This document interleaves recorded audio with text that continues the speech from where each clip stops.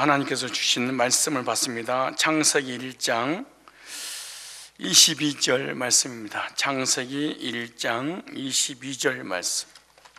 자, 시작. 하나님이 그들에게 복을 주어 가라사대 생육하고 번성하여 여러 바닷물에 충만하라. 새들도 땅에 번성하라 하시니라. 아멘. 오늘은 복에 대한 개념을 함께 말씀을 통하여 나누는 그런 시간을 갖겠습니다. 오늘 본문을 통해서 네 가지 복에 대한 개념을 말씀을 드리려고 합니다. 여기 오늘 말씀을 준비한 중심 주제가 뭐냐면, 하나님께서는 복 주시기 위해서 창조하셨다. 피조물을 창조하시든 인간을 창조하시든, 인간이든 피조물이든 창조의 목적이 무엇이냐? 복 주시려고 창조하셨다라고 하는 겁니다. 그렇다면 복 주시기 위해서 우리를 하나님 창조하셨다면, 우리는 하나님의 복을, 하나님께서 나에게 어떤 복을 주셨는가, 그걸 알아야지 됩니다. 하나님께서는 모든 우주 만물을 창조하신 후에 창조물들에게 가장 먼저 복을 주셨는데, 이 복에 관련된 단어들을 좀 볼까요? 우리는 복에 관련된 많은 단어들이 있는데, 그 복에 관한 단어의 의미를 알고 사용을 해야 됩니다. 만약에 복이라는 단어의 의미를 알지 못하고 사용하면 문제가 될 수 있어요. 그래서 이 복, 그러면은 복도 있고 축복도 있고 행복도 있고 명복도 있어요. 몇 가지 복이 있어요? 복, 축복, 행복, 그 다음에 명복. 자, 먼저 살펴보면, 먼저 하나님이 사람에게 내려주시는 것을 복이라 그래요. 하나님이 직접 우리 인간에게 내려주시는 것을 복. 창세기 12장을 찾아봅시다. 창세기 12장을 잘 보세요. 여러분들이 잘못된 그 복에 대한 단어의 그 의미를 이해를 못 해버리면은 우리가 우상 숭배할 수 있는 그런 신앙이 되어버릴 수 있어요.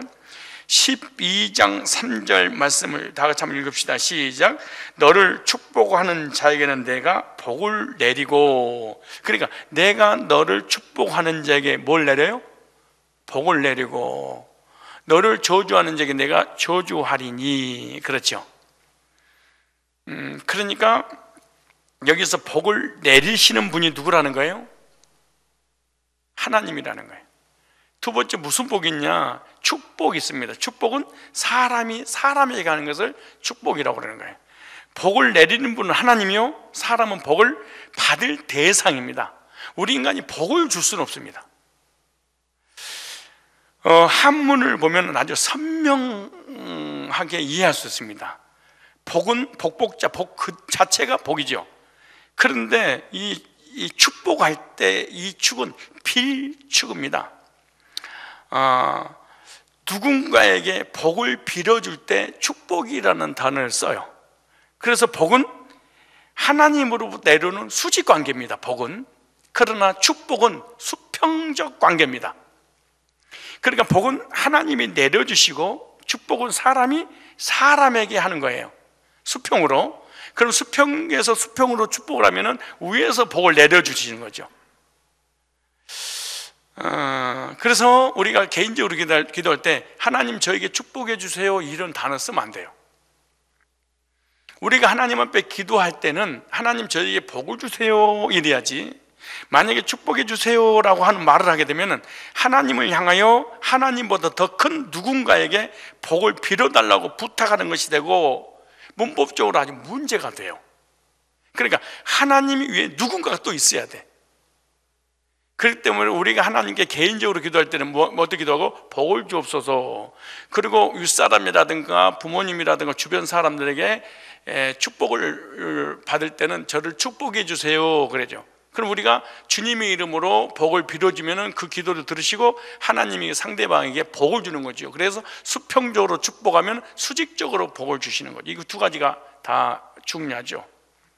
그래서 하나님과의 관계가 좋으면 복을 많이 받고, 사람과의 관계가 좋으면은 그 사람에게 축복을 빌기 때문에 그 기도를 들으시고 하나님께서 복을 많이 부어주시는 거예요.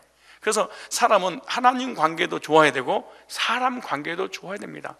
왜냐, 사람 관계가 좋지 않으면 축복을 안 해버려요. 그리고 설사 축복한다 할지라도 그 복이 그 상대방에게 관계 좋지 않는 사람에게 가는 게 아니에요. 그 사람은 그 축복을 받을 준비가 안 됐기 때문에 내가 축복을 하면 그 복이 하나님이 나에게 주셔버려요. 그래서 우리는 절대로 저주를 해서 안 되고 축복만 해야 됩니다. 왜냐, 자기가 저주를 받아버리니까 이게 문제가 되는 거예요. 그래서 내가 축복을 해서 상대방이 받을 수 있는 믿음이 없어. 그러면 하나님 그 복을 누구에게 주시는 거예요? 나에게 주시는 거죠. 또 하나 복이 있는데 행복이 있습니다. 행복. 욥기서 7장 7절에 행복에 대해서 이렇게 말해요. 성경 찾으셔야 돼. 자, 찾아보세요. 자 보세요. 행복이 뭐냐? 다행행자잖아요. 근데 행복에 대해서 좀만 살펴보면 우리가 이제 단어 선택을 잘해야 되는데, 욥기서 7장 7절에 내 생명이 한낮 바람 같음을 생각하옵소서. 내 눈이 다시는 행복을 보지 못하리라. 욥은 과거에 행복했지만 지금은 행복하지 못하는데, 물론 앞으로도 다시는 행복하지 못할 겁니다. 그러고 탄식을 해. 참, 욥이라는 사람이 얼마나 웃기는 사람인지 몰라요. 옛날엔 내가 하나님의 복을 받았지만은 지금은 나는 복이 없다. 그런데 앞으로도 하나님 나를 복을 주시지 않을 거야. 나는 복 받을 게 틀렸어. 이런 탄식의 기도를 하는 거죠. 이런 녹두를 하는 거예요. 그래서 그러면 이 욥기서 7장 7절 말씀을 가지고 우리에게 적용한다면은 복이나 축복이 예부로부터 오는 것이죠. 자, 하나님께로부터 복이 오고 사람으로부터 오는 거죠. 왜? 사람이 빌어주니까 하나님 오는 거잖아요. 그래서 복과 축복은 외부로부터 오는데 행복은 내부로부터, 나로부터 오는 거예요.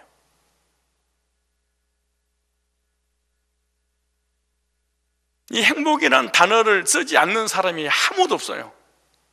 그런데 행복은 나로부터 행복은 내가 만드는 거예요. 그러니까 축복은 사람이 만들어주고 복은 하나님이 주시고 행복은 내가 만드는 거예요. 이해 가시죠? 행복은 누가 만드는 거예요?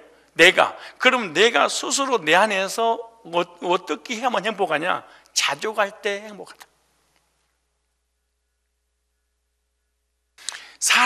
하나님이 아무리 나한테 복을 줘도 소용없습니다. 사람이 아무리 나에게 축복해 줘도 소용없습니다. 내가 뭐하지 못하면, 자족하지 못하면. 그래서 행복은 자족하는 것으로 내부적임을 우리가 알아야 되는데, 자족의 만족도가 높을수록 행복 지수가 높아요. 그러니까 물질이나 명예나 권세나 건강이나 이 세상에서 필요한 모든 것을 다 소유했다 할지라도 자족하지 못하면 행복하지 않아요. 아는 거, 배운 거, 가진 거 없어. 너무나 부족해. 나는 만족해. 월세를 만족해. 전세인데 만족해. 지금 한 달 월급 페이가 200만 원이야. 나는 자족해. 그 사람은 정말로 자기가 행복을 만들어내는 거예요. 네, 행복은 내부에서 오니까. 행복하세요? 행복하지 않는 것은 죄입니다. 이 불행한 사람입니다. 왜냐? 자족하지 못해. 있는 것에 만족을 못해. 감성 없어. 그런데 이 행복을 하나님이 주는 줄 알아요? 행복을 사람이 주는 줄 알아요? 그래서 하나님 원망하고 사람 원망하고 늘 부정적이고 근심 걱정하면서 고통과 괴로움 속에 사는 이거 뭔지 아세요? 외부로부터 오는 줄 알아요. 그래서 모든 저주를 남편한테 뽑아버리고, 하나님 이럴 수가 있습니까? 하나님 앞에 대들고 사람 막 저주하고, 너 때문에 내가 불행하고 말이야. 하나님 때문에 불행하고 말이야. 부모님 때문에 불행하고 말이야. 남편 때문에 난 불행하고 이러는 거예요. 이거는 진짜 불행하다가 죽을 사람입니다. 행복은 어디서 오는 거예요? 내 안에서 만들어지는, 내부적으로 오는 거죠. 내부적으로 오는 행복은 뭐예요? 만족도입니다. 여러분, 돈 많은 사람이 만족한 거 봤어요? 그래서 행복하지 않나요? 여러분, 돈 많은 사람 겉은 화려한데 속은 썩어 문드러지는 거예요. 절대로 행복하지 않아요. 지식인들이 행복해요. 그렇지 않아요. 왜? 그 지식과 이 물질과 그 권세와 명예에 대해서 만족이 없어서 그런 거예요. 자족하지는 못해. 그 나는 불행합니다, 이런 사람의 특징 중 하나가 뭐예요? 자족하지 못한 거죠. 이런 사람 옆에 있으면 다른 사람도 불행하게 돼. 이 사람의 행복의 기준이 뭐냐? 다른 사람을 통해서 얻으려고 그러는 거예요.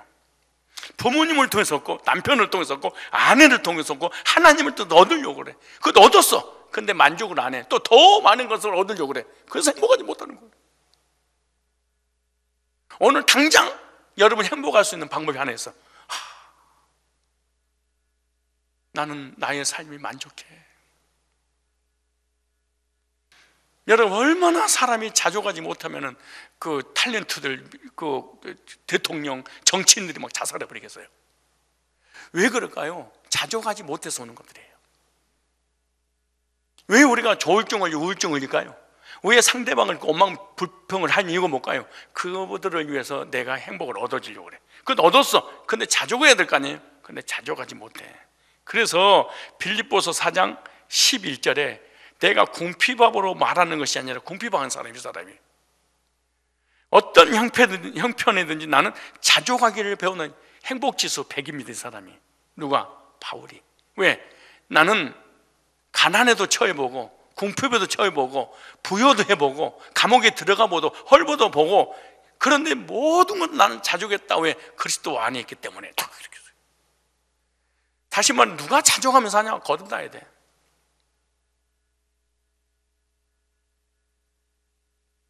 거듭나지 않고 그리스도 안에 있다는 확신이 없으면 우리 자족하는 게 불가능한 일이에요. 우리 욕심의 끝이 어디 있겠을 것 같아요? 우리 욕심의 끝은 없어요. 우주를 가져도 우리는 만족하지 못하는 거예요.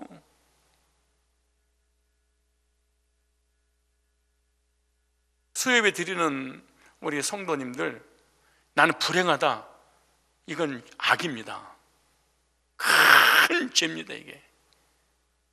왜냐? 주변 사람을 통해서 자기가 행복을 누리려고 그러는데 그 행복을 나의 만족도 100을 갖다 줘야 되는데 가져다지 못해. 그래서 불행하다고 생각하는 건데, 불행은 외부에서 오는 것이 아니라 내부에서, 행복은 외부에서 오는 것이 아니라 내부에서 만들어지는 것이다. 그래서 디모데전서 6장 6절에 그러나 자족하는 마음이 있으면 경건에 큰 이익이 되느니라. 누가 하나님과의 가까이 신앙생활을 할 수 있느냐? 그것이 누구냐? 자족하는 사람이다. 누가 믿음이 좋냐? 누가 하나님과 가깝냐? 누가 하나님과 친하냐? 누가 구원받은 사람이냐? 자족하는 사람이다. 자족의 근본이 뭐예요? 하나님 주권 인정하는 거잖아요. 기독교인의 우리 장로교에 하나님 주권. 지금 세 가지를 제가 단어를 정리했어요. 축복, 복, 행복. 축복은 수평, 수직은 복, 행복은, 불행은 내 안에서. 행복과 불행은 그 누구의 탓이 아니고 누구에게 결정권이 있는 거예요? 주체가 나예요. 자족하지 못하면 불행하고, 자족하면 행복하고. 그렇게 행복하는 게 어려워요? 쉬워요? 이 세상에서 가장 쉬운 게 행복한 거야. 왜? 자족하면 되거든. 나의 삶이 만족하면 돼. 근데 왜 만족하지 못하냐? 조금만 더, 이것 때문에 안 되는 거예요. 남편 나한테 조금만 더 해. 또 하잖아요. 좀 더 해. 또 좀 더 해. 아내도 좀 더 해. 물질도 좀 더 갖다 줘. 좀 더 벌어. 좀 더. 출세도 좀 더. 계속 조금만 더입니다, 이게. 근데 쓰지 말아야 될 또 단어가 있는데, 명복을 빕니다. 이거는 기독교에 쓰면 안 돼요. 불교에서 만든 용어입니다. 명복은 어두울 명이잖아요. 성경에 없는 겁니다. 죽은 뒤에 저승에서 가서 복 받으세요, 그 말입니다. 저승에서 받는 복. 기독교인들이 우리 그 예사가 있으면은 문자적으로 아무리 권사님 명복을 빕니다, 이런 말 하면 안 돼. 하나님의 위로가 함께 하시기를 바랍니다. 이렇게 하고 말아. 얼마나 힘드십니까? 하나님이 함께 하셔서 하나님의 능력으로 이 슬픔을 이겨내게 하실 줄로 믿습니다. 이건 기독교 용어로 써야지. 명복을 제 초등학교 동창 단체에 가까워도방 있는데 한 80여 명 됩니다. 그 많은, 그러니까 매일 이렇게 예사가 있어요. 예경사가 있는데 거기 보면은 100명이고 100명이 명복을 빕니다. 근데 가까다 권사들, 안수집사들이 와요 거기. 근데 그들도 명복을 빕니다. 그래. 이걸 절대 쓰면 안 됩니다. 자, 이제 그 정도 이 복이라는 단어에 대한 네 가지 의미가 각각 다르다는 것을 알고, 이 세 가지만 우리가 정리해서 가더라도 지금 우리가 큰 은혜 받은 거예요. 이거 정리만 해도. 아니, 복과 축복이라는 개념을 몰라도 행복이라는 단어 하나만 알아도 오늘 수요예배 본전 뽑은 거예요.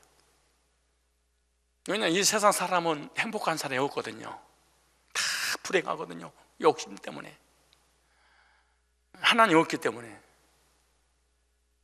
근데 행복하는 방법이 0.1초도 안 걸리잖아요. 그냥 난 만족하는 거예요. 오늘 하루하루를. 그럼 행복한 거예요.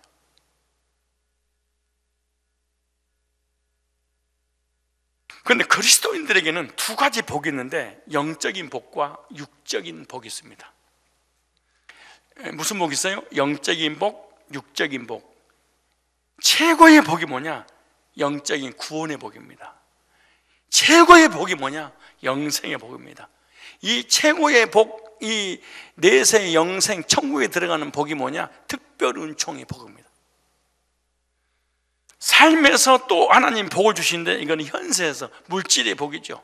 육신의 이 야차르가 이 땅에 사는 동안에 야차르를 위한 복, 이건 일반 은총입니다. 나는 영적인 구원의 영생의 복만 만족하지 현세 지금 내 삶의 복은 필요 없습니다. 이것도 이단입니다. 이거 잘못된 거예요. 나는 삶의 복을 받는 것이 구원받은 증거입니다. 이것도 잘못되고, 이것도 이단이고, 이것도 큰 문제입니다. 신앙에 있어서 복을 추구하는 건 좋은데, 복을 받을 목적으로만 신앙생활하는 거, 이거 기복신앙이에요. 이건 우상숭배입니다. 이건 기독교인이 하나님을 믿으면 하나님께서 복을 주신 것에 대한 감사가 있지, 내가 하나님 믿으니까 복 받아야지, 이런 믿음을 가지고 신앙생활 안 돼요. 신앙의 근본 목적은 구원받고 영생 얻는 것이고, 구원받은 사람이 삶의 복을 받는 것은 당연한 거죠. 뭐 하나님 자녀가 이 땅에 살면서 복 받는 것, 그리고 하나님 자녀가 복 못 받는 사람이 어디가 있어요? 지금 굶어 죽는 사람이 어디가 있어요? 하나님의 복이 필요 없어요, 이런 인간은 지구상에 아무도 없습니다. 다 필요합니다. 지금도 우리가 복을 받아야 살아가요. 우리 복 안 받은 사람이 어디 있어요? 우리 예수 믿고 구원받은 영적인 복 받았지. 또 지금까지 하나님께서 우리 인도하시는 우리 삶도 올세가 됐든 전세가 됐든 60년, 70년, 80년대 부자보다 더 잘 살아요. 지금요 60년대, 70년대, 80년대 그 부자들이 아파트에 사는 거 봤습니까? 냉온방 자동 시스템에서 사는 거 봤어요? 자강이 있습니까? 뭐가 있습니까? 추운데 뭐가, 정말로 그렇게 부자들도. 그리고 옛날 우리 어렸을 때 그 부자보다도 지금 가장 가난한 사람이 그때 부자보다 더 부자야. 근데 자주 가지 못해서 그렇지.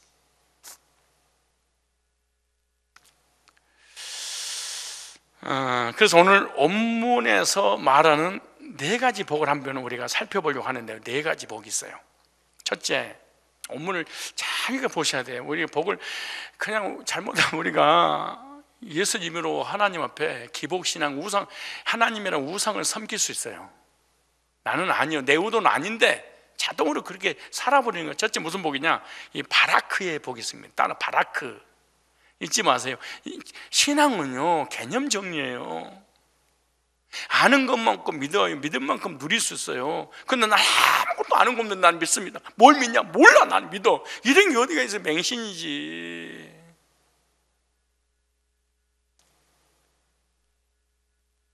왜 이단이 그렇게 기독교인들을 데리고 놀까요? 기독교인이 부식해서 그래요. 너무 몰라요, 기독교인들이. 그러니까 이단들이 너무너무 감사하게 생각하는 거야. 목회자들한테 너무 고맙게 생각하는 거야. 얼마나 전도하기 힘들어. 열심히 전도해가지고 이렇게 성장시켜놓으면 이단이 그냥 한마디만 빼가버려요. 그냥. 왜? 모르니까. 몰라. 장로도 모르고 목회자도 모르고 그냥 몰라. 그냥 무조건 믿습니다. 주여 주시옵소서요. 그냥. 근데 믿음은 세계에서 가장 또 좋아.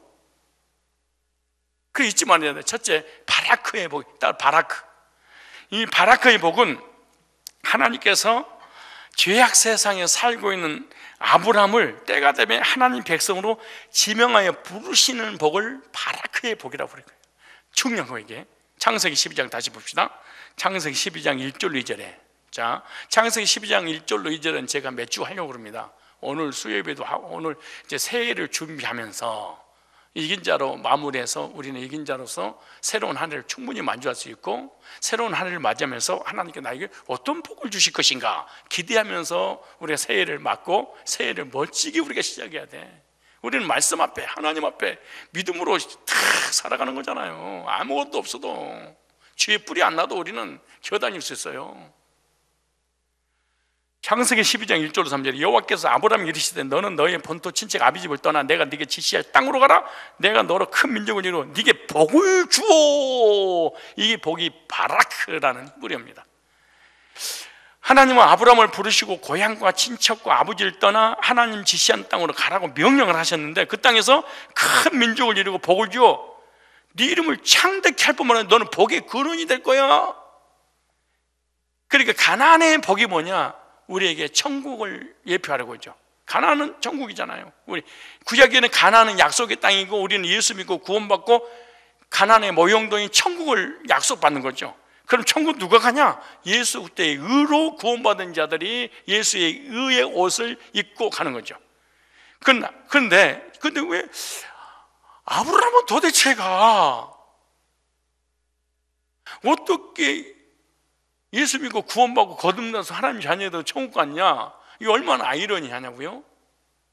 구약시대 예수님 오시기 전인데 아브라함은 언제 오실지는 모르지만 아브라함의 후손에서 이 천국문을 열고 들어갈 수 있도록 구속사를 이루실 예수 그리스도가 오시는 존귀한 가문의 사람으로 택함 받았다는 걸 알았습니다.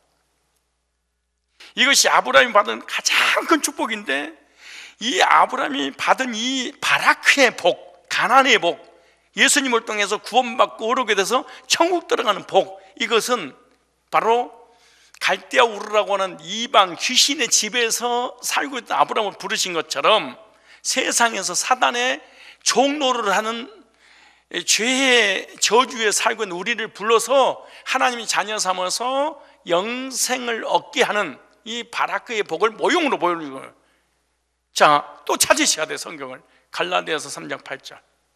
이단한테 안 넘어가고 이단에 빠진 사람을 개종을 하려면은 내가 바로 알고 있어야 되잖아요. 갈라디아서 3장 8절 보세요. 이거 신약이죠. 신약에 뭐라고 기록되는가? 창세기 12장을 갈라디아서 3장 8절에 수천 년 전에 여기다가 창세기 12장에 하나님께서 아브라함을 불렀던 이유를 설명해 놨어. 잘 보세요. 또 하나님이 이방을, 우리 이방인지 우리 이방이죠. 이방을 믿음으로 말미암아 의로 정하실 것을 성경이 미리 알고 구약 성경 미리 알고 먼저 아브라함에게 복음을 전하되 이미 그러니까 아브라함이 하나님 믿고 나온 게 아니에요. 오실 메시아가 자기를 갈대아우로 불러냈는데 앞으로 자기를 후손을 통하여 예수님이 태어나실 것을 믿음으로 바라보는 거예요. 그래서 아브라함에게 복음을 전하는데 그러니까 우리처럼 똑같이 예수님 죽으신 것 부활의 복음을 하나님께서 아브라함에게 전해준 거예요. 그래서 아브라함이 거듭난 거예요. 그런데 구약은 율법 시대, 양심 시대, 신약은 예수님 시대, 말세는 성령 시대, 다 이단들이 만든 건데 우리는 기성교회에 다니면서 이단 교리가 기성교 안에 들어와버린 바람에 목회자들이 이단 교리를 전해버려. 이단 교리가 뭔지 모르고 전하는 거예요.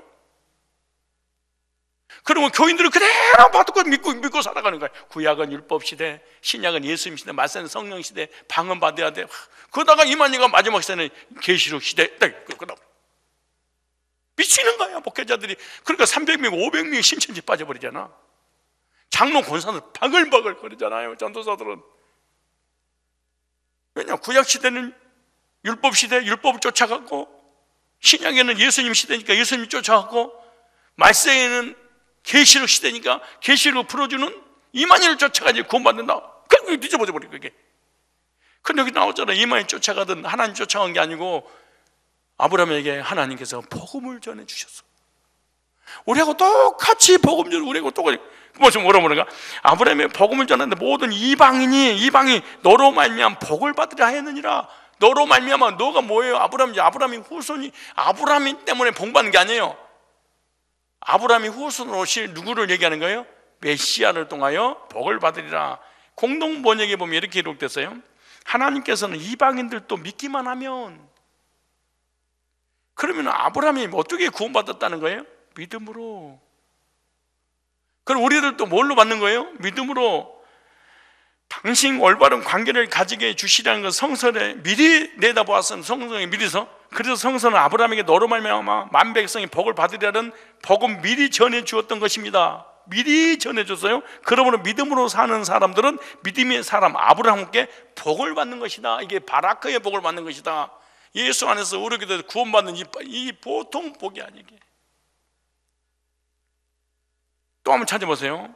요한복음 8장 56절 찾겠습니다. 요한복음, 오늘 시간이 네 가지 복에 대해서 언어를 가지고 살펴봐야지 우리 영적 개념이 딱 정리가 되는데 다 하지 못할 것 같습니다. 요한복음 8장 56절에 너희 조상 아브라함은 차제 성경이 확 열려야 됩니다. 이게 성경을 읽고 이렇게 안 되더라도 설교를 듣다가 다 이거 예수에 관한 얘기구나, 다 나의 이야기구나, 히스토리 그의 이야기구나 이게.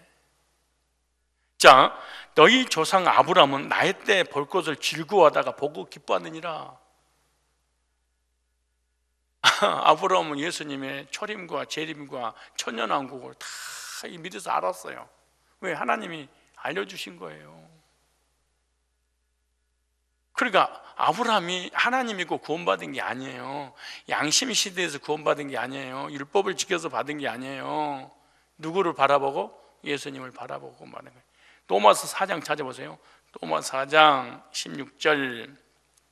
자, 로마서 4장 16절 찾겠습니다. 그러므로 후사가 되는 것은, 후사란 말은 상속자잖아요. 이것이 은혜에 속하기 위하여 믿음으로 되나니, 천국의 상속권자는 어떻게 되는 거다?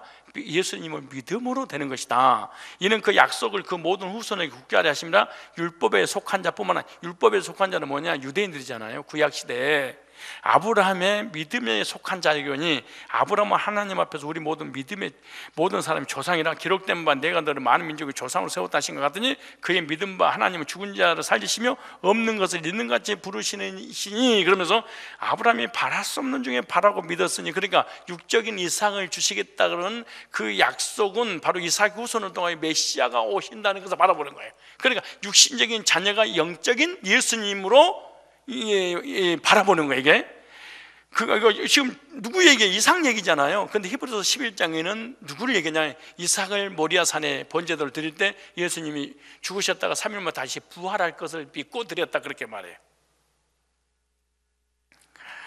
그러면서 다 읽을 수는 없으니까 23절에 22절에 그러므로 이것을 저희 의로 여기셨느니라. 저희 의로 여기시다 기록된 것은 아브라함만 위한 것이 아니요 의로 여기심을 받은 우리도 위함이 곧 예수죠. 그러니까 아브라함이 믿음으로 의롭게 됐죠. 믿음으로 됐잖아요. 근데 누구를 믿었다는 거예요? 하나님을 믿었다는 거예요? 예수님을 믿었다는 거예요? 예수님을 믿었다고 써놨잖아요. 왜? 왜냐? 너희들도 예수님을 믿음으로 오르게 되는데 아브라함만 이함이 아니요 이방인 우리도 이함이라 그렇게 말하잖아요. 그러니까 믿음의 조상이 되는 것은, 믿음이 뭐냐? 예수님 믿음으로 구원받는 조상이 됐다는 거예요. 그럼 우리들도 어떻게 받는다? 구원을 믿음으로, 은혜로 받는다, 그 말이잖아요. 24절에 다 같이 읽어볼까요? 나 혼자 읽으니까 막 숨이 막히네. 시작. 의로 여기심을 받을 우리도 위함이니 곧 예수 우리 주를 죽은 자 가운데 살리신 이를 믿는 자니라. 그럼 예수님이 죽으셨다가 부활할 것을 누가 믿은 거예요? 아브라함이 그것을 의인이라고 인정해 주셨다는 거예요. 예수님 통해서.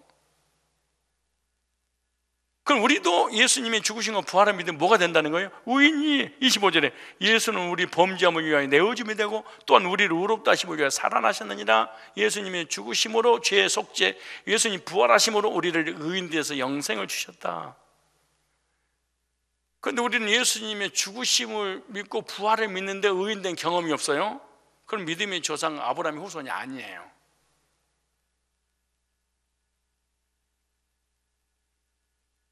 믿음의 조상 아브라함은 그리스도를 믿음으로 의롭게 되는 이 바라크의 복을 받은 거잖아요. 우리들도 믿음으로 의롭게 돼서 구원받은 이 복을 받았다면 무슨 복을 받은 거예요? 바라크의 복을 받은 거예요. 바라가지 말고 잘 한번 생각하세요. 이거 바라크의 복을 받지 못하면 이방인이고 불신자고 구원받은 사람이 아니에요. 이 땅에서 우주를 다 얻을 수 있는 복을 받았어도 이 바라크의 복을 받지 않으면 구원받은 게 아니에요. 그럼 다시 원문을 살펴보겠습니다. 아브라함에게 주신 복을 좀 보겠습니다. 자, 구체적으로 잘 보세요. 창세기 12장 1절이에요. 다시. 자, 내가 네게 복을 주어, 그러죠. 복을 주어, 이 복 나오잖아요. 그러니까 복은 누가 주시는 거예요? 하나님이. 누구에게? 사람에게. 무슨 관계? 수직 관계로. 그렇죠. 복을 주어. 이 복을 주어 하나님이 아브라함을 택하시고 불러서 복을 준 히브리어 이 바라크입니다. 이 바라크라는 이 의미가 있을 거 아니에요. 우리는 그냥 복, 그런데 이게 너무 추상적이잖아요. 그런데 이 복이라는 말이 어떤 무릎을 꿇다 이런 뜻입니다. 낙타가 주인을 태우기 위해서 무릎을 꿇다, 이게 바라크야. 그리고 우리는 정말로 예배를 한 번도 50년 동안 신앙생활하면서 드린 적이 없을지도 몰라. 이게 한 번도 안 드리고 있는 거예요. 자, 보세요. 자, 우리가 앉아서 몸을 가지고 예배 드린다고 되는 게 아니에요. 이 바라크라고 하는 것은 낙타가 주인을 태우기 위해서 무릎을 꿇다야. 그 다음 두 번째, 꿇어 엎드리다, 이런 뜻이에요. 그 다음에 절하다, 찬양하다, 복을 주다, 송축하다, 이것이 바라크예요. 그럼 이거 하나만 딱 들어도 나는 바라크의 복을 받았는지 안 받았는지, 구원 받았는지 안 받았는지, 그냥 믿음의 조상, 믿음으로 말미암아 구원받는 아브라함의 믿음만 딱 우리가 캐치해도 그냥, 왜? 이거는 모델이잖아요. 롤 모델 아니에요. 모형이잖아요. 이게 그림자잖아요. 그러니까 실체인 우리가 대입만 시켜버리 신앙이 딱 드러나 버려요. 자, 다시 복을 주어, 이 말이 무슨 말이라고요? 낙타가 주인에게 무릎을 꿇다, 절하다, 찬양하다, 복을 주다, 송축하다, 이런 뜻인데요. 보세요.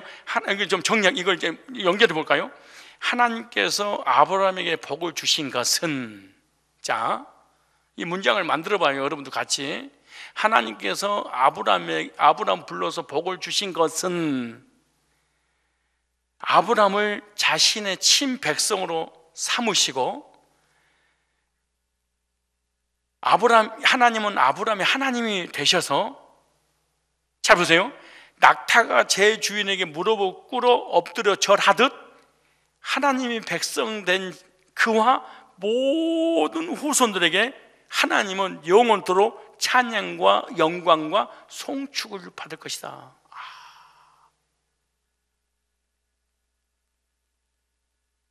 나는 구원받았는데요, 예배드리기도 싫고요, 하나님 찬송하기도 싫고요. 나는 몇 장 몇 절로 구원받았어요. 그런데 나는 예배드리고 하나님 섬기고 찬양하고 송축하고 그런 거 나 싫어요. 그거 못 받은 거예요. 아브라함이 믿음의 후손이, 이 사람은 거듭난 사람이 아니에요. 이거 나오잖아요. 이 바라크의 그 의미가 뭐예요? 낙타가 무릎을 꿇고 주인을 태우려고 준비하듯이 우리가 하나님 예수 안에서 거듭나서 구원받은 사람은 하나님 택하신 목적이 있는데 뭐냐? 하나님 앞에 찬양하고 예배드리고 찬송 영광을 받으시려고 아브라함을 택했다.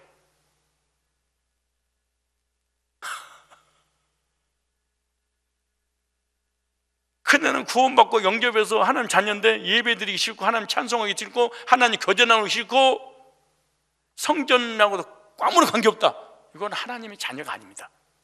믿음의 후손이 될 수가 없는 거죠. 그러니까 믿음으로 구원받은 백성들은, 은혜로 구원받은 백성들은 하나님 앞에 택함받고 거듭났다. 이 사람은 반드시 아브라함 같은 바라크의 행위를 해. 그러려고 택했다 그래. 내가 히브리어 잠깐 섞어서 말씀을 드려도 여러분들이 어렵게 생각할 필요가 없어요. 왜? 그냥 해석을 하는 거니까. 근데 여기 문법을 좀 볼게요. 문법이 있을 거 아니에요. 히브리어의 문법이 이 하나님께서 아브라함 불러 복을 주시는데 어떻게 복을 주냐? 피엘 동사로 복을 줘요. 무슨 말이냐? 강권적으로 부어주신 은혜입니다. 이거는 아브라함의 의도가 아무도 없어. 갈대아 우르에서 나올 아무런 의지가 없어. 그런데 하나님께서 강권적으로 부어서 피엘로 복을 그냥 쏟아 부어버려서 구원받게 되면은 예배드리고 찬양하고 하나님께 영광 올려 드리지 않고는 견디지 못하도록 부었다 그래. 근데 이 코로나 19로 인해서 드디어 예배드리지 못하게 됐잖아요. 할렐루야. 야, 코로나 터뜨리는 중국 감사합니다. 어쩌면 진짜 억지로 어거지로 교회를 다니고 끌려다녔는데 드디어 핑계가 됐다 그래가지고 엉망진창이 돼버렸잖아요. 근데 이걸 몰랐지, 이 줌으로 땡길 거를. 여기서 하나님께 찬양하는 것이 바라크의 찬송이, 이게 다른 말로 쉽게 표현하면 하나님이 하나님됨을 인정하는 거, 하나님이 어떤 분인가 이걸 인정하는 거. 이런 사람만 예배드리고 찬송하고 영광을 돌리게 될 거다. 그러니까 무슨 말이에요? 믿음으로 거듭나기 전까지는 진정한 예배는 불가능하다. 진정한 찬송은 불가능하다. 왜? 노래는 할 수 있지만은 그 하나님 사람에게 잘 보이려고 앞에서 노래는 할 수 있어. 찬양 노래를. 그러나 하나님 앞에 하는 게 아니야. 복을 하나님께서 부어주시는데 피에 강력하게 아브라함이 의지하고 관계없이 하늘에서 부어버렸어요. 무슨 말이냐? 이 의미는 예수님께서 오시는 길이 역사의 선상에서 절대로 중간에 끊어지지 않는 복을 말하는 거예요. 끊어지지 않는 복. 그러니까 아브라함이 후손으로 반드시 예수님 오실 거야. 중간에 끊어지지 않을 거야. 왜? 피엘이니까. 누가 하는 거니까? 하나님. 그러니까 사람이, 정치가 복음을 아브라함의 후손으로 예수님 오실 거 중간에 믿음의 사람을 끊어버려도 끊어지지 않는다. 피엘이니까. 이걸 우리한테 적용이 되잖아요. 우리의 구원은 피엘로 구원받았기 때문에, 우리 의지하고 관계없기 때문에 받았기 때문에 구원은 절대로 취소되지 않는다. 취소되지 뿐만 아니라 천국에 갈 때까지 영원히 지속되는 복이 뭐냐? 이 바라크의 피엘의 복입니다. 따라서 이 복은 하나님의 절대적 주권으로 이루어진 복이다. 그리고 구원의 주체가 하나님이고, 구원도 하나님이시고, 인도하신 분도 하나님이시고, 천국에 올인하게 하신 분도 하나님이지 우리 인간의 0.1%의 의가 개입될 수 없다. 이걸 갖다가 신학적 용어로 불강력적 은혜다. 불강적 은혜란 말은 거부할 수 없는 은혜다. 이게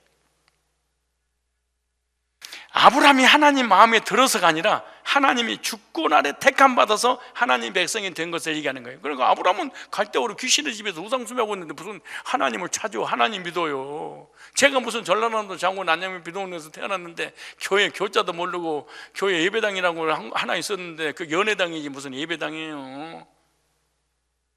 내가 하나님 믿을 생각을 했겠어요? 구원받을 생각했어요? 목회자 할 생각을 해서 인체로 올라올 생각을 했겠어요? 하나님이 끄집어낸 거죠.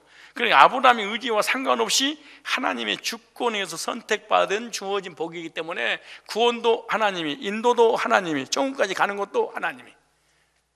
이게 다 누가 하시는 거예요? 하나님이 하는 거예요. 얼마나 안심이 돼요?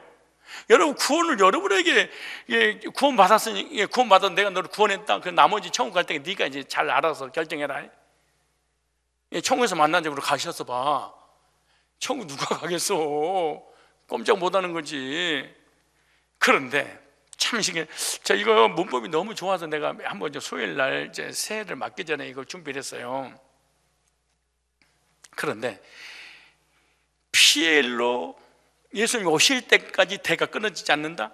이걸 우리에게 적용한다면, 예수 믿고 구원 받았다면은 천국이 취소된다 안 된다? 안 될 뿐만 아니라 천국까지 누가 인도하신다? 하나님. 이걸 장로교 교리를 만든 거예요. 갈빈이. 기가 막힌 거지. 바울이 이걸 깨달은 거잖아. 그때 성경에 다 있잖아요. 그런데 미완료로 돼 있어요. 미완료. 완료가 아니에요. 예수님 오시기까지 그 어떤 마귀의 공기가 오더라도 결코 계속해서 대가 끊어지지 않겠다. 이게 미완료입니다. 실제로 성경 역사를 보면 사단은 예수님이 오시는 날까지 끊임없이 구속의 역사를 공격해서 구속을 이루지 못하고 우리 구원받지 못하겠잖아요. 예수님 태어나시는 해도 두 살 이하의 남자아이들이 얼마나 많이 죽었어. 2만 명이 죽었잖아요. 왜? 예수님 대를 끊어버리려고, 헤롯을 통해서. 여러분, 우리의 구원을, 우리의 믿음을 없애려고 세상을 통해서, 물질을 통해서, 핍박을 통해서 끊어버리려고 해도 기독교는 음부의 권세가 이기지 못하더라. 왜? 미완료니까. 그런데 이거 여러분들이 알았습니다. 이거 이제 그만합시다. 그래서 구원은 하나님께서 한 사람 한 사람 개별적으로 끌어내는 겁니다. 1인칭이기 때문에, 1인칭 당수니까 우리를 끌어내는 것이 아니라 아브라함 한 사람을 택한 것처럼 우리 한 사람 한 사람을 하나님이 관심을 갖고 사랑하셔서 복음 부른 거죠. 그래서 그 은혜로 나도 만세전에 택함 받아서 오늘 내가 복음으로 부름받고 복음 믿어서 구원받고 하나님의 자녀가 된 거죠. 그래서 복음의 근원이 되시고 주체가 되시는 하나님께서는 택하신 자녀를 구원하시기 위해서 예수 그리스도를 세상에 보내시는 통로로 아브라함을 선택하신. 그래서 창세기 11장 12장은 예수님을 보낼 통로로 아브라함을 택한 거예요. 그런데 아브라함을 통해서 복의 근원입니다, 복입니다, 이거 자꾸 그런 식으로 물질로만 풀어보면 안 됩니다. 오늘을 보면 이 바라크의 복으로 예수님을 통해 인류를 구원받게 하려고 믿음의 조상 아브라함을 택했다. 그래서 아브라함의 씨로 아브라함과 다윗의 자손 예수 그리스도에 계시라, 아브라함과 다윗의 자손 예수 그리스도에 계보라, 족보라, 그렇게 말하잖아요. 그리고 예수님이 아브라함의 후손을 통해 오신 거잖아요. 그래서 아브라함은 믿음의 구원의 축복의 통로의 그 모형도입니다.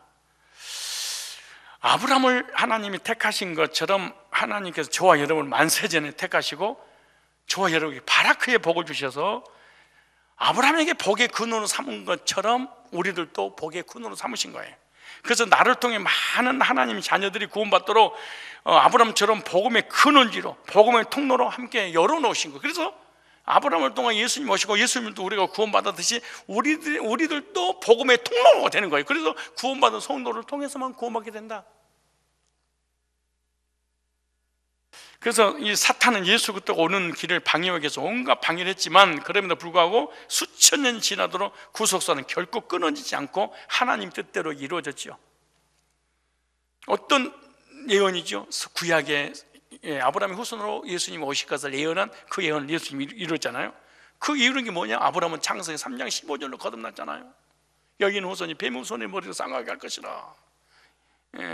천의 몸에서 예수님 오실 것을 이사야 7장 14절에도 또 15절에도 나와 있잖아요. 그런데 마태복음 1장 21절로 24절에 보라 처녀가 잉태의 아들 낳으니 그 이름을 임마누엘이라라. 이것은 선지자 구약 이사야 7장 14절을 이루라심이라. 그래서 영원히 사단의 종이 되어서 우리가 죄의 종으로 죽을 수밖에 없었는데 예수님이 아브라함 후손으로 오셔서 대속을 이루심으로 우리가 구원받게 된 거죠. 그래서 이 바라크의 은혜, 바라크의 복을 받은 사람은 하나님을 찬양하고 감사하고 기뻐하고 영광 올려드리는 삶을 살 수밖에 없습니다. 이게 왜? 이거는 피엘로 하나님이 구원의 강력한 은혜를 부어버리기 때문에 그런 거죠. 하나님 오늘도 복음 있는 저와 여러분들을 통해서 구원받을 하나님의 자녀들을 부르고 계십니다. 이 일에 내가 증인이 된 것을 감사하며 복음 전하는 사명을 감당해야 됩니다. 이것이 바라크의 복음입니다. 바라크는 구원의 영생의 복음의 통로구나. 이게 그래서 신약에 믿음으로 아브라함의 후손이 되었느니라, 믿음으로 아브라함의 자손이 되느니라, 믿음으로 상속자가 되었느니라, 믿음으로 아브라함과 더불어 후사가 되었느니라, 그 말을 이해해야 돼. 야, 이게 바라크의 복이구나 이게. 그래서 성도에게 가장 큰 복이 뭐냐? 정말 이 땅에서 거지로 살아도 가장 큰 복이 뭐냐? 하나님께서 택하셔서 구원해 주신 바라크의 복입니다. 이게 영생 얻는 복이잖아요. 영원한 천국을 하나님께서 들어갈 수 있도록 바라크의 복을. 그런데 하나님께서 피엘로 강력하게 은혜를 주셔서 복을 구원을 받았잖아요. 근데 우리 알미니안 주인은 우리가 발악을 해야 돼 이게. 그래서 구원을 받으려고 발악을 하는 거예요. 그냥 쫙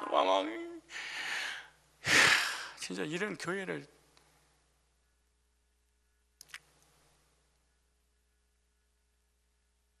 그래서 바라크의 복을 주신 것은 우리를 하나님께서 은혜로 택하셔서 복음으로 친백성 삼으시고 믿음으로 하나님 자녀가 되었다면 영원토록 찬양과 영광으로 우리 하나님께 송축할 수밖에 없고, 믿음으로 구원받은 백성들과 앞으로 구원받은 백성들도 하나님이 하나님됨을 인정하고 예배하고 찬양하고 영광 올리려고 감사드리는 이런 바라크의 복을 받은 사람의 행위를 하겠다 하는 거죠. 이것이 영적인 복이에요.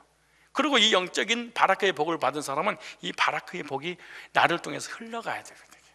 아브라함의 복이 예수님으로, 예수님이 돼서 우리를 흘러서 결국 구원받게 한 것처럼 내가 이 바라크의 복을 받았던 나를 통해서 복음이 흘러가야 돼. 나 한 사람 때문에 수천 명이 구원받은 것처럼 이렇게 흘러나가야 돼. 이게 바라크의 복이야. 두 번째, 에세리의 복입니다. 에세르. 이 에세리의 복과 바라크의 복이 달라요. 이 결론적으로 말씀드릴게요. 혹시 헷갈릴까봐. 바라크의 복은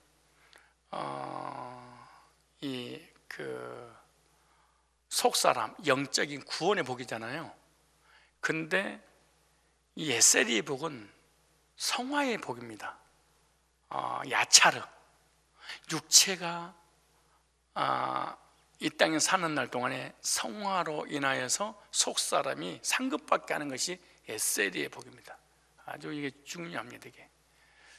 이거 두 가지만 들어도 구원파 잘못됐구나, 율법주의 잘못됐구나, 기복신앙 잘못됐구나, 이 두 가지만 딱 찾아도. 이 말씀 어디 있냐? 이 에세리의 복이 시편 1편 나옵니다. 시편 1편에 보면 시편 전체 핵심적으로 요약한 서론이 바로 시편 1편입니다. 시편 1편을 이해하면 시편 마지막 장까지 다 이해갑니다. 성도의 경건한 삶을 위한 안내서기도 하고 묵상하는 기도서기도 하죠. 그래서 시편 기자는 1절에서 복 있는 사람은 이렇게, 복 있는 사람은 한마디로 해서 이런 사람이 복 있는 사람이다라고 써놨습니다. 그러면 원문에서 하나님이 정하시는 복은 어떤 복이냐? 1절에 이렇게 말해요. 복 있는 사람은 어떤 사람이냐? 악인의 꾀를 좇지 아니하며 죄인의 길에 서지 아니하며 오만한 자의 자리에 앉지 아니하고 오직 여호와의 율법을 즐거워하여 그 율법을 주야로 묵상하는. 시편 기자는 복 있는 사람은 여호와의 율법을 즐거워하여 그 율법을 주야로 묵상하는 사람이라고 말씀하는데, 이러한 사람이 어찌 악인의 꾀를 쫓으며 죄인의 길에 서고 오만한 자리에 있겠냐? 이게 복 받았는데.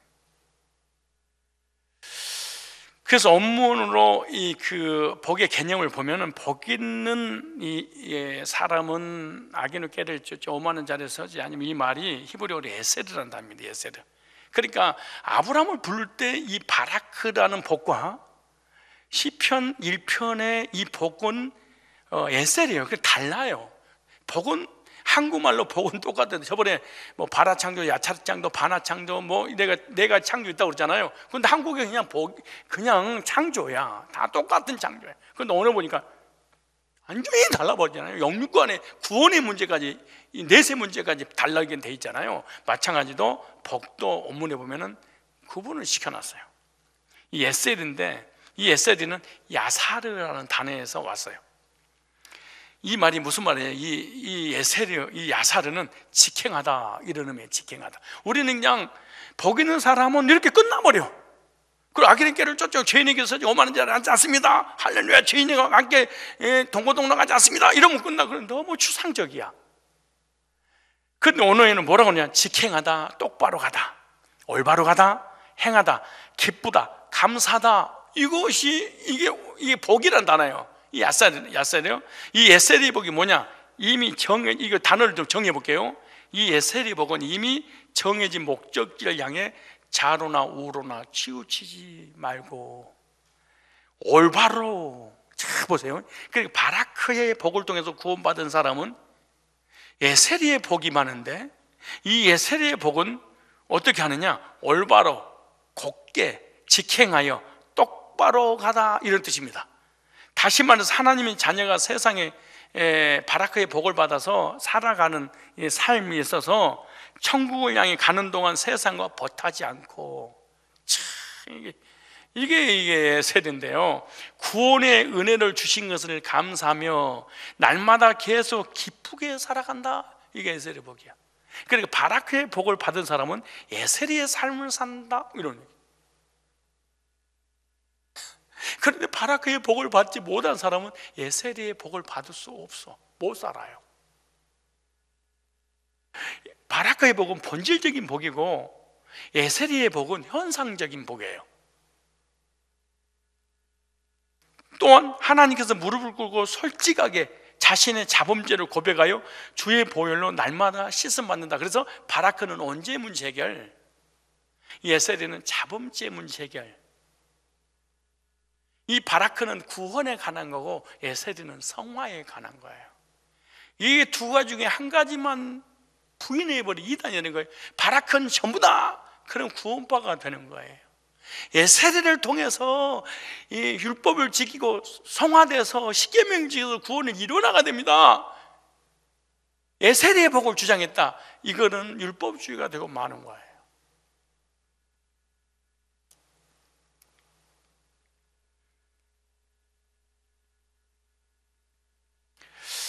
그럼 어떻게 하나님의 자녀가 많은 복을 받을 수 있느냐? 그거는 관계의 형성입니다. 하나님과 내가 예수 그리스도의 피로 나눈 가족임을 확실히 알 때 하나님 유업을 상속받게 되겠죠. 자녀에게 상속 주니까. 그래서 하나님과 관계 형성이 잘 되어 있는 자는 비록 하나님 일이 세상 이치로 볼 때 말도 안 되는 것 같아도 믿음으로 굳건히 신뢰함으로 끝내 하나님 약속을 성취하게 되는 거죠. 그래서 하나님 자녀가 이런 믿음을 가지고 살아가야 되는데, 이런 그 바라크를 통해서 구원받은 사람이 에셀의 성화의 삶을 살게 되면 하나님 인도받아서 내세 상급받는 거죠. 이것이 에셀의 복입니다. 그렇다면 나는 하나님과 어떤 관계인가 생각을 해야 됩니다. 에셀의 복은 또 하나 좀 더 설명하면, 그 바라크의 복은 일방적인 복이잖아요. 하나님이 피엘로 그냥 일방적으로 태어나게 해주는 복이에요. 그러니까 자녀가 부모님의 자녀 의지하고 부모님에 의해서 일방적으로 태어나는 거잖아요. 자기에게 선택이 없는 거잖아요. 그런데 이 에셀의 복은 쌍방간의 언약의 그 복이에요. 쌍방, 하나님과 나와의 쌍방으로 계약을 맺는 거죠. 즉 성화 구원을 말하는 거예요.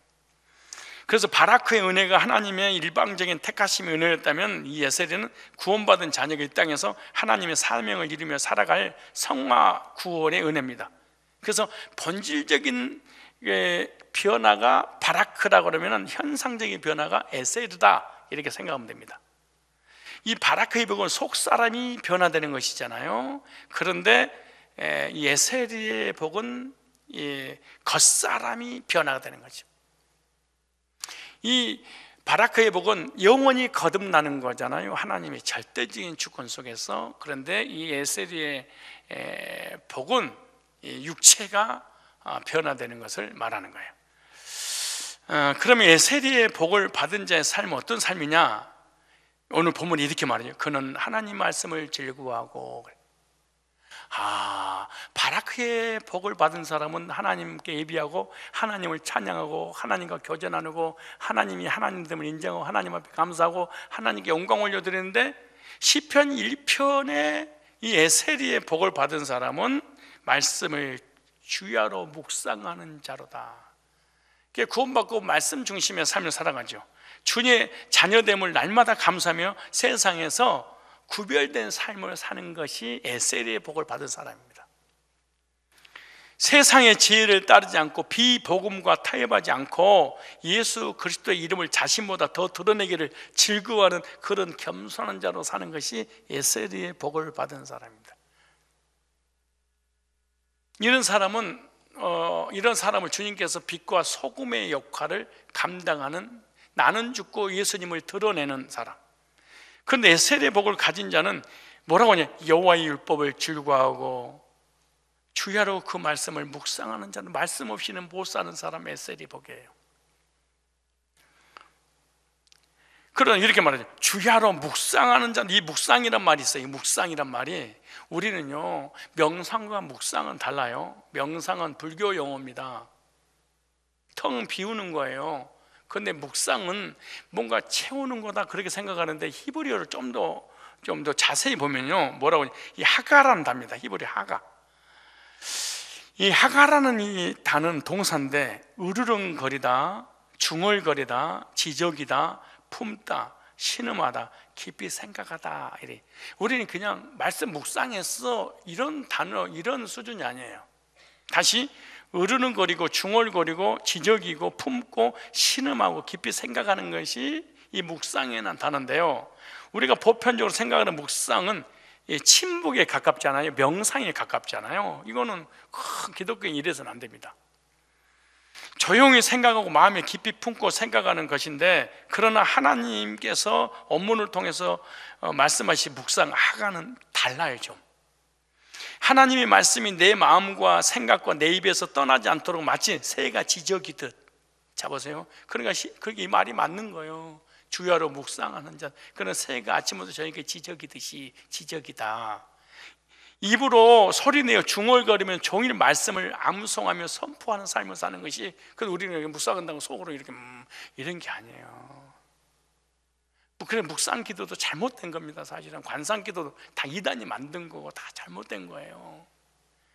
그리고 그 말씀, 오늘 본문에 보니까 말씀이 부딪혀 찔림이 오면 사자같이 우르릉거리면서 참 너무너무 신비스러워요.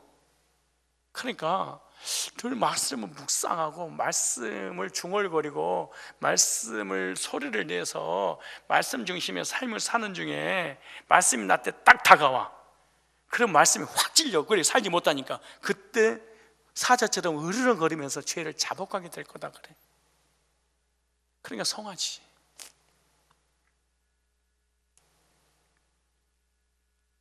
그런데 아무리 말씀을 전해도 성도에게 찔림이 안 와. 회개가 없어. 이거는 바라크의 복을 통한 연결된 에세리의 복을 받은 적이 없어서 그래. 이런 사람 뭐라고 하는지 아세요? 치네? 나 까네? 나더라고 하는 소리네? 그리고 교회를 나가버렸는가? 목사한테 템벼볼 든가. 지금 에세리의 복은요, 말씀을 묵상하고 말씀이 들려질 때 우리 죄인이니까 완벽하게 살지 못하니까 늘 찔려. 이게 살아있다는 증거야. 그럼 하나님 나라 사랑가 있어서 변화시키려고 말씀이 나한테 찾아오는 건데 때리는 걸로 생각하는 거야 이게. 그때 어떻게 하는 거야? 우리는 죄를 통에 잡아가고 신음하듯 하나님 말씀을 내 마음에 되새기는 거죠. 이것이 묵상이나 히브리어의 언어의 의미입니다 이게. 그러니까 회개가 없는 구원이, 회개가 없는 성화는 없는 거지 사실은. 그래서 이 교인들이 구원받고 타락해버린 이유가, 강박해버린 이유가 뭔지 아세요? 이게 에세리의 복이 안 와버린 거야.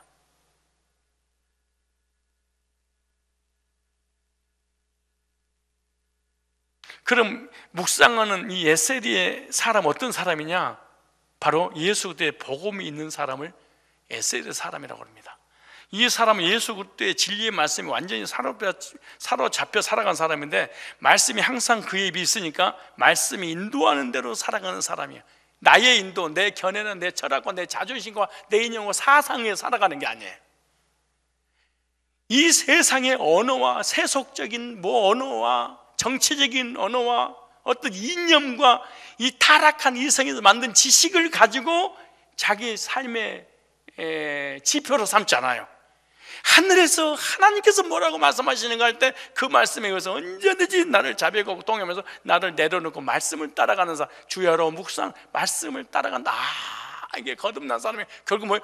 복음을 쫓죠. 요한계시록 14장 1절 이제 어린 양이 어디로 인도하는 대로 따라가지, 어린 양의 복음하고 나하고 부딪히고.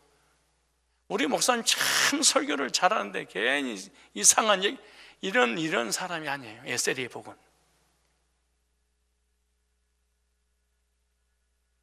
그런데 세상에서 칭찬 듣고 세상에서 이렇게 정직하고 겸손한 사람이 어떤 사람이냐? 하나님 사람과 세상 사람에게 인정받고 칭찬받는 이런 사람은 에세리의 복을 받는 사람이에요. 왜? 말씀을 쫓아가는 사람이니까. 그런데 오늘날 교회가 부끄러울 정도로 욕을 먹고 있잖아요. 교회가 욕을 먹는 것은 성도가 에세리의 복을 받지 못했기 때문에 교회가 욕먹는다. 요즘 불신자한테 소금이 맛을 잃어서 완전히 집합했죠. 기독교인을 인정하는 단체가 어디 있겠습니까? 얼마나 기독교인들 무시합니까? 기독교인들은 기독교는 하지 않고 개독교인이라고 그러잖아요. 개독교인이라고. 왠지 그러세요? 에세리의 복, 성화의 삶, 말씀을 쫓아가지 않고 세상을 쫓아가서 그런 거죠. 교회가, 성도가 세상에 욕을 먹고 비웃음을 당하는 것은 바로 하나님을 욕하는 거죠. 우리를 욕하는 것이.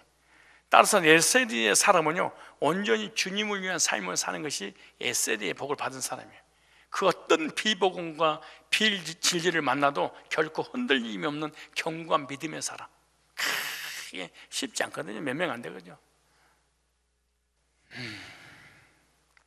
계시록 14장 이러잖아요. 어린 양이 복음이 어디로 인도하더라도 흔들지 않고 끝까지 복음 따라가는 사람들.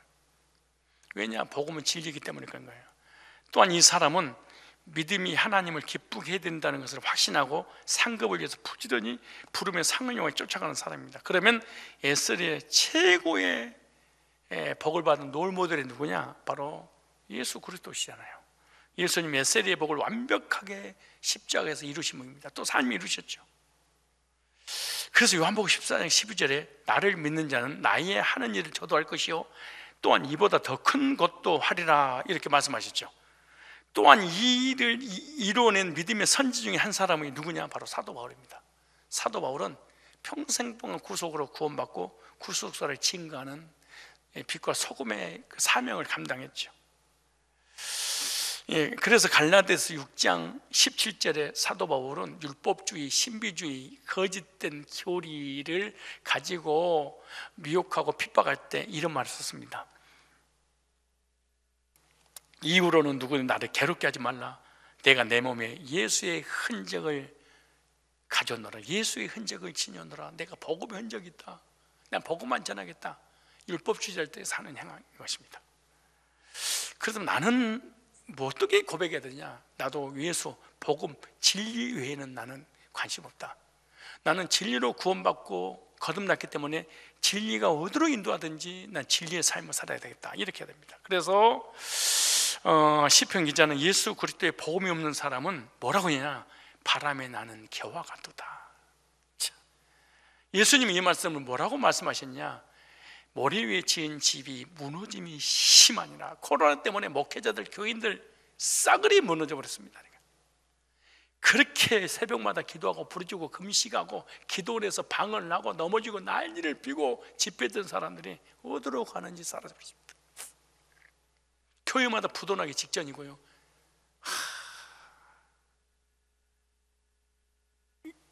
그래서 복음이 없는 사람은 분별력이 없습니다. 복음은 분별력을 갖게 하는데, 그래서 교회에서 말씀을 들으면 아멘은 하지만 세상에 나가서는 세상 이치 앞에서 그것이 맞다 장단 맞추는 줏대 없는 사람이 뭐냐? 바람이 나는 겹니다. 그런 에세리의 은혜가 분명히 있는 사람은 어느 곳에 있어도 복음의 빛을 드러내는, 왜냐하면 예수 그리스도가 진리고 진리의 말씀이기 때문에 그런 거예요. 어디로 가든지 이 사람은 예수의 흔적을, 이 사람이 가는 곳마다 복음의 흔적을 남깁니다. 이게 에세리의 복을 받은 사람이에요. 에세리의 사람은요, 자신의 삶을 최선을 다해 살면서 세상에 영향을 끼치고 복음을 나눠주는 믿음의 사람이지요.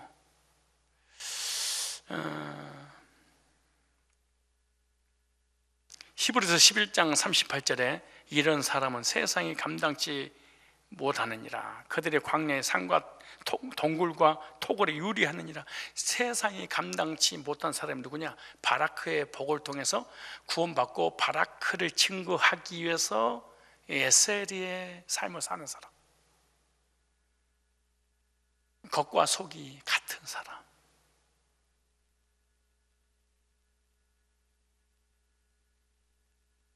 이런 사람이 바로 복음의 능력자입니다. 이런 사람이 에세리의 복을 받은 사람이고 받을 자입니다. 그렇다면 나는 지금 바라크의 복을 받았는지, 그리고 에세리의 복을 받았고 받을 사람인지, 우리가 이 복에 대한 개념 4가지인데 2가지만 전했습니다. 물론 서론에 복에 대해서 4가지 단어에 대한 해석도 많은 분량으로 해드렸지만, 그러나 하나님께서 나를 택하셔서 복음 불러서 구원받아서 거듭나서 영생 주시니 바라크의 복을 받음으로 하나님을 찬양하고 예배드리고 하나님께 영광 돌리는 이런 삶을 실제로 살고 있는가? 만약에 구원받았는데 예배, 교회관 아무것도 없다, 이 사람은 가짜다. 만약에 바라크의 복을 받았다면 이 사람은 복음을 흘러가도록 에세리의 복음을 증거하는 증거자의 삶을 살게 되는 것이다 라고 말합니다.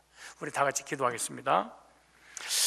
하나님의 일방적인 택하심에 바라크의 은혜로 구원받고 영생을 주셔서 감사합니다. 내 의지와 내 믿음과 전혀 관계없이 피의 일로 하나님께서 예수님을 보내셨고, 예수님은 오셨고 구속을 이루셨고, 구속을 이루신 그 주님으로 인해서 피엘의 은혜에서 우리는 거듭나서 구원받고 바라크의 복을 받아서 영생을 얻었습니다. 그러나 구원받은 자녀가 천국에 바로 가는 것이 아니라 이 땅에 살다가 떠나게 됩니다. 그 땅에서 사는 삶은 하나님의 사명을 이루며 살아갈 바로 성화 구원의 은혜인데, 이 성화의 구원 은혜가 에세리의 복입니다. 에세리의 복을 확실하게 전파했던 분이 계시는데 예수님과 사도 바울입니다. 진리로 오셨고 진리를 전했고 진리로 거듭났고 진리를 증거했던 바울처럼 우리들도 진리로 거듭나서 진리 안에서 진리를 증거하는 바라크와 에세리가 떨어져서는 안 됩니다. 이 2가지 중에 한 가지만 인정하지 않는다면 이단이 되고 마는 것입니다. 복음으로 속사람이 변화되어 구원받고 겉사람의 변화로 상급과 삶의 복을 받게 하시고, 에세리의 사람으로서 자신의 삶을 최선을 다해 살면서 세상에 영향력을 끼치고 복음을 나눠주는 복의 근원자로 살게 해주셔서 하나님 감사합니다. 복의 근원자로서 복을 흘러보낼 수 있는 에세리의 사명을 감당하는 제가 되게 하여 주옵소서. 20년도가 저물어가고 있습니다. 21년도 새로운 한 해를 맞이할 준비를 하고 있습니다.